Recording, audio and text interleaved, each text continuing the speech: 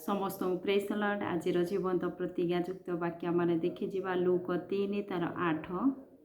एणु मन परिवर्तनर उपयुक्त फल उत्पन्न कर।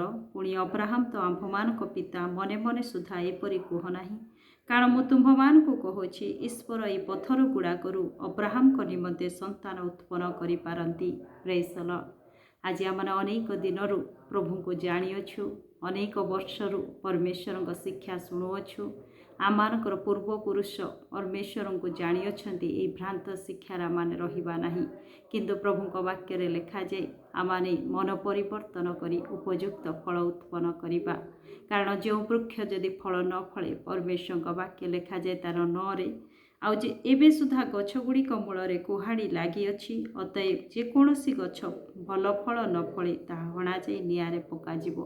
आज जदि उपयुक्त फल न फलू ताहा से गछ को परमेश्वर काटिकी निआरे पकई देवाई कहूँगी। किंतु आज आमाने परमेश्वर वाक्य अनुसार परमेश्वर ठारे आमाने उपयुक्त फल फलिबा। कारण परमेश्वर वाक्य लिखा जाए रोमियो 6:23 कारण पापर वेतन मृत्यु, किंतु ईश्वर अनुग्रह दान आमानकर प्रभु ख्रीष्ट जीशुंकर सहभागितारे अनंत जीवन अटे। Praise the Lord. आमाने से पापरे रही कहीं आमाने पापर वेतन मृत्यु को ग्रहण करिबा, किंतु प्रभुंकर अनुग्रह आमानक प्रति रही अछि। तेणु आमाने मन परिवर्तन करी उपयुक्त फल उत्पन्न करिबा।